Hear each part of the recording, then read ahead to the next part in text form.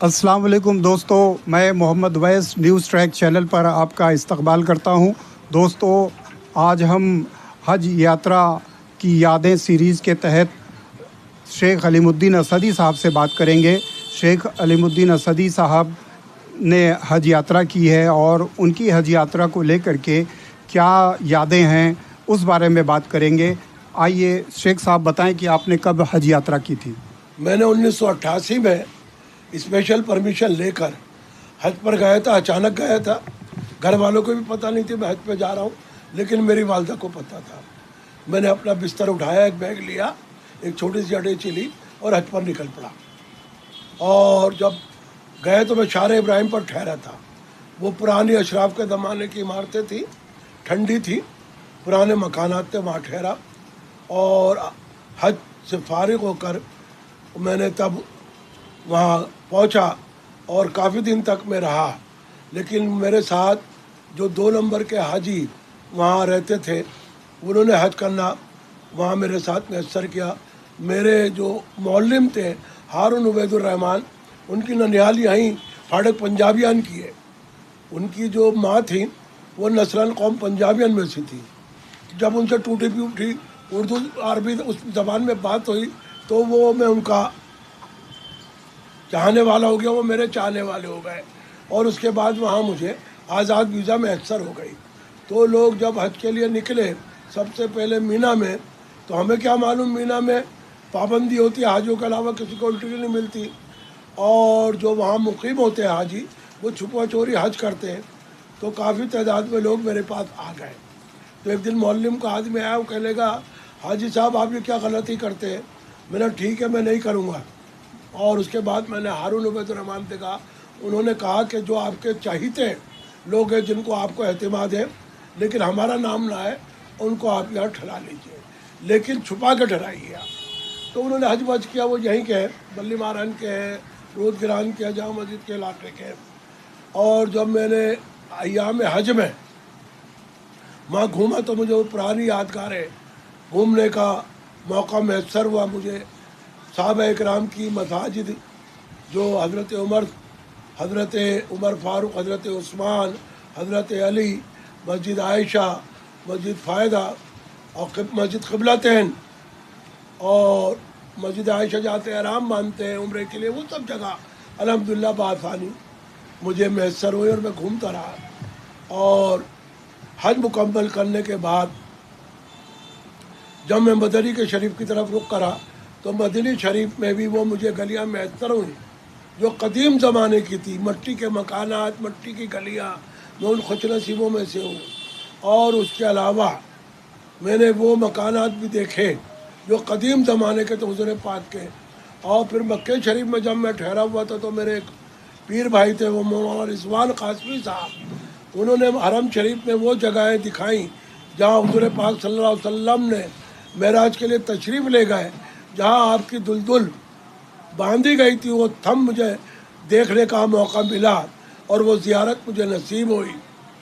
اور اس زمانے میں میری ملاقات وہاں حضرت مولانا سید ارشد مدنی مدد اللہ علیہ سے بھی ہوئی، وہ بھی اپنے مکانات انہوں نے مجھے دکھائے، گھمائے۔ اور اس کے بعد میری ملاقات دوسرے حج میں مولانا خلد رشیدی، جو مولانا رشید الدین حمیدی کے صاحبزادے ہیں، حضرت امیر الہند کے بھانجے ہیں، وہ مل گئے۔ تو مدینہ شریف کا سفر بھی بہت آسانی سے گزرا۔ آپ نے ابھی ذکر کیا تھا مینا میں 2005 میں جو شیطان کو ککڑ مارنے کو لے کر کے بھگدڑ مچی تھی، اس واقعے کے بارے میں۔ وہ 2005 اور 6 کے درمیان کی بات ہے، جب میں نے دوسرا حج کیا۔ تو جب میں حج کے لیے گیا تو میں بھی وہاں سے مجتمع تھا رہائش سے، اور میں مدثر سے سو لیا تھا، 3-4 دن ٹھہرا۔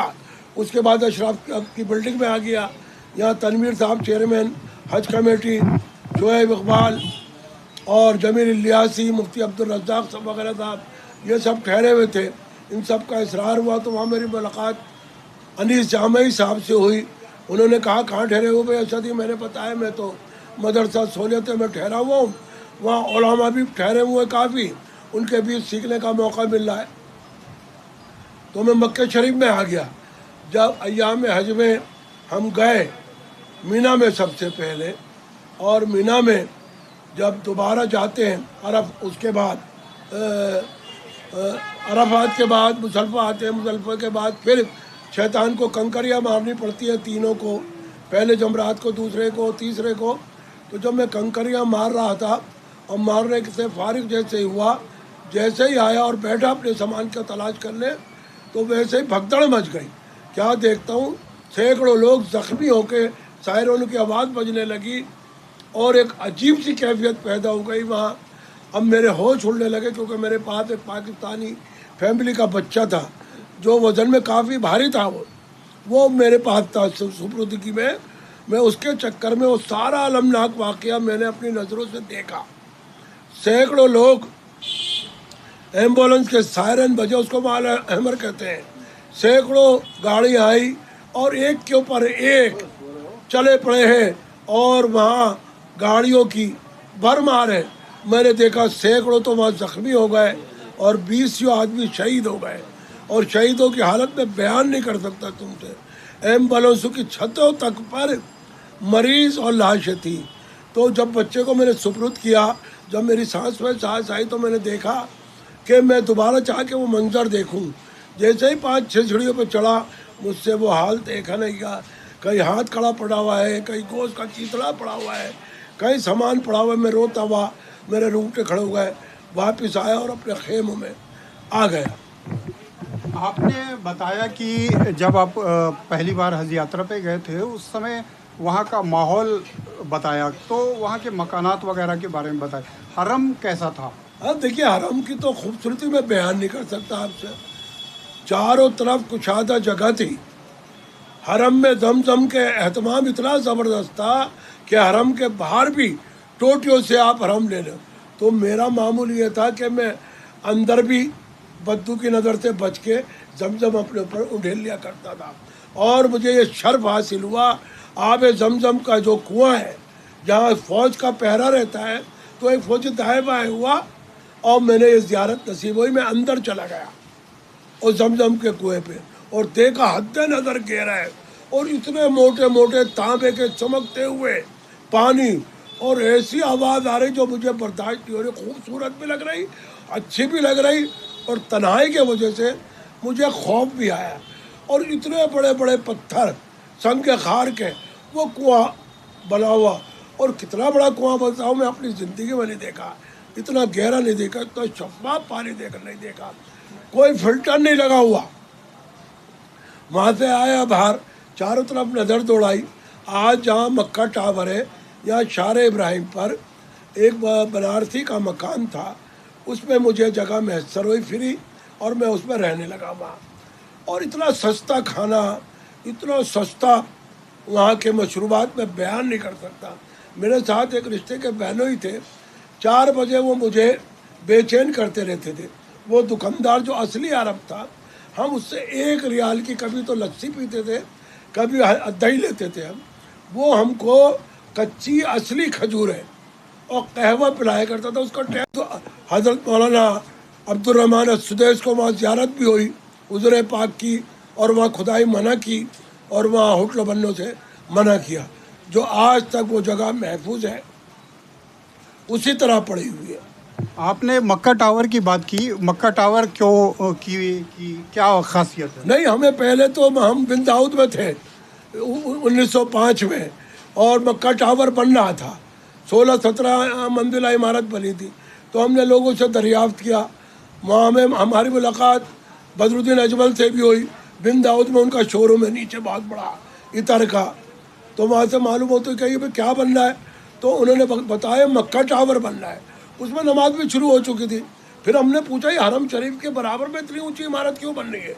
पता लगा जिधर से सूरज आता है चढ़कर, वो सूरज की तपिश को रोकने के लिए और हरम शरीफ के सैन को साया करने के लिए वो मक्का टावर की तामीर हुई है। और मक्का टावर बनने से जो हमें 1988 में धूप की तपिश और एहसास था, वो उस ज़माने पूरा टावर भी नहीं बना था, लेकिन वो एहसास ठंड का और ठंडक का हमें मैसर हो गया था। आपने कहा कि आपकी السدیس صاحب سے ملاقات ہوئی تھی. ہاں وہ بھول گیا، میں بتانا کہنے، مجھے شرف حاصل ہے 1988 میں. وہ امام حرم جو تھے، میں نام بھول گیا، ٹھیک لیتے تھے وہ، اور قدیم تھے، جو 100 سال کی عمر میں ہٹے، وہ ہندوستان بھی آئے جمیعت علماء کی دعوت پہ. جو مدنی حال ہے اس کی بنیاد بھی اور افتتاح بھی انہوں نے ہی کیا. تو وہ میں گیا اور میں نے ان کے گھر کے پاس، وہ آ رہے تھے، میں نے مصافحے کا شرف حاصل کیا 1988 میں. اور 2005-6 میں ہمارے حرم شریف میں سے نماز پڑھا کر حضرت عبد الرحمن بن سدیس صاحب تشریف لا رہے تھے، تو میں نے دیکھا بڑے سادگی کے ساتھ وہ سیدھے چلے آ رہے ہیں. میں نے لاؤ مصافحہ کروں. مجھے کیا معلوم ان کے جو بدو ساتھی ہیں وہ بڑے خطرناک ہیں، لیکن انہوں نے استقبال کے طور پر ہاتھ بڑھایا اور میں نے مصافحہ کیا. جیسے ہی مصافحہ کیا تو بدو نے جیسے مجھے گولی ماری، اس کا احساس آج تک ہوتا ہے. دوسرا شرف یہ بھی حاصل ہوا تھا، میں نے بتایا آپ کو، کہ میں مدینہ شریف میں جب بھی رہا، ریاض الجنہ ہو، ممبر ہے حضور پاک صلی اللہ علیہ وسلم ہو، اور اصحاب صفہ کی وہ جگہ ہو، میں نے وہاں 20-20، 22-22، 24-24 نوافل پڑھنے کا مجھے شرف حاصل ہوا. کیونکہ میں 2000 کے بعد سے معذور ہو گیا تھا، یہ لاٹھی لے کے چلتا ہوں، تو وہاں مجھے اس لاٹھی کی بدولت وہاں بیٹھنے کا فوجی مجھے اجازت دے دیا کرتے تھے. معذور ہے، اس کو جانے دو اندر، اور مجھے اٹھایا نہیں کرتے تھے. وہ صاحب ایک بات بھول گیا میں، جو ہمارے یہاں مکروہ وقت ہے جس میں نوافل پڑھنے کی منادگی ہے فجر کی نماز کے بعد، تو میں ہندی تھا، تو بنگلہ دیشی، پاکستانی اور ہندوستانی میری بات سمجھ سکتے تھے، تو میں ان کو منع کیا کرتا تھا. وہ دیکھ کے عرب بڑا خوش ہوتے تھے.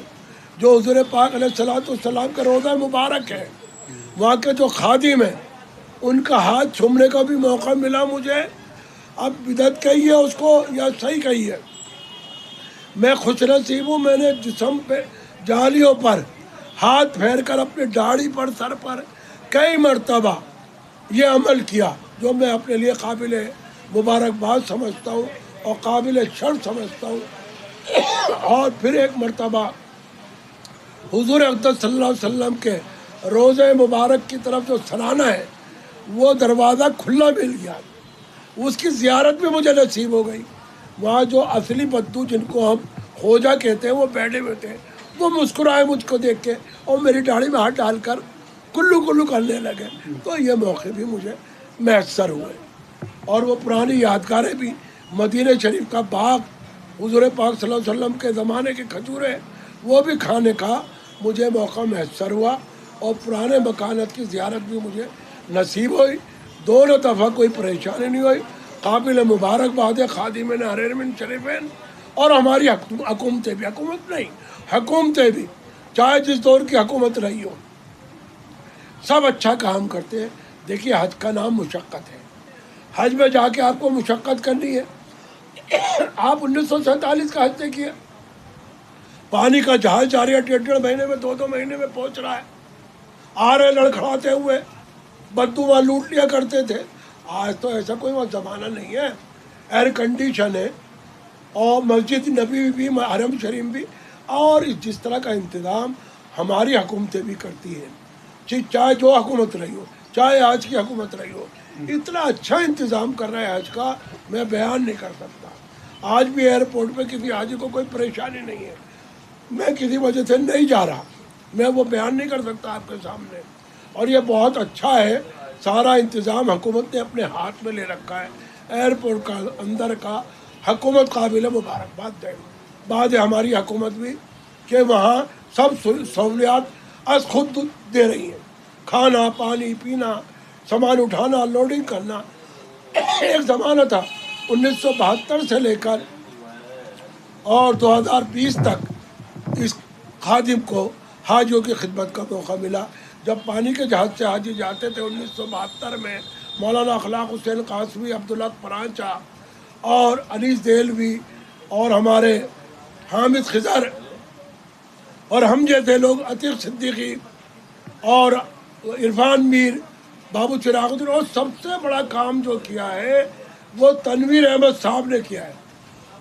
حج کمیٹی کے جب تھے وہ، अब ये लगाइए अंदाज़ा, हमारे हजरत मौलाना असद मदनी रहमतुल्लाह अलैह ने मुझे एक खिदमत सौंपी, और उस ज़माने में बड़ी गड़बड़ थी हज में, और उस ज़माने में जो मंजूरियाँ हुई भी थी वो भी कैंसिल हो रही थी।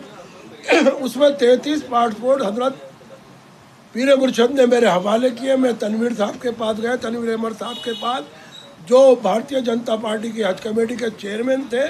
मैंने उनसे कहा ये हज़रत मौलाना सैयद असद मदनी का पैगाम है, और क्योंकि आपके वालिद मोहतरम उज्जैन के जमीयत के सेक्रेटरी थे, इस नाते से आप जमीयत है। उन्होंने कहा कि आप खामोश बैठे रहिए। और शकील अहमद जो उनका सेक्रेटरी था, जो सारा का न्यूज़ एडिटर रहा, उसने मुझे आखिरी रोज़ आखिरी फ्लाइट में वो 33 पासपोर्ट की वीज़ा लगा के दिए, और मैं लेके पहुंचा। उस ज़माने में मेरी मुखालफत हकीम अनवार अहमद साहब, जो तबीब ख़ास थे प्रेसिडेंट ऑफ इंडिया के, उनकी मंजूरी भी मैं करा के लाया। और उसमें मुफ्ती सलमान साहब, उस्तादुल हदीस दारुल उलूम देवबंद भी शामिल थे। हमने ऐसे ऐसे खिदमत की है जिसको हम बयान नहीं कर सकते, क्योंकि आज पूछा है उवैस भाई आपने, तो मुझे ये बख्शाने का मौका मैसर हो गया कि मुझ जैसे खादिम ने 33 लोगों की मंजूरी उस हुकूमत में ला के दी जिस हुकूमत में मुमकिन नहीं था। इसलिए मैं कह रहा हूँ, आज की हुकूमत हो, अटल बिहारी वाजपेयी के ज़माने की हुकूमत हो, चाहे वो कांग्रेस के ज़माने की हो, हज के काम में किसी ने कोई इम्तियाज नहीं किया। हमारे लिए सब ने खिदमत की है, ये काबिल मुबारकबाद है। दोस्तों, बहुत सारी जानकारियां आज हमने अलीमुद्दीन असदी साहब से हासिल की। बहुत सारी ऐसी जानकारियां जो हमें या आपको नहीं पता थी। चलिए, अच्छा हुआ। दोस्तों, हमारे चैनल को ज़्यादा से ज़्यादा सब्सक्राइब करें, वीडियो को लाइक और शेयर करें। शुक्रिया अलीमुद्दीन साहब। बहुत बहुत शुक्रिया आपका भाई।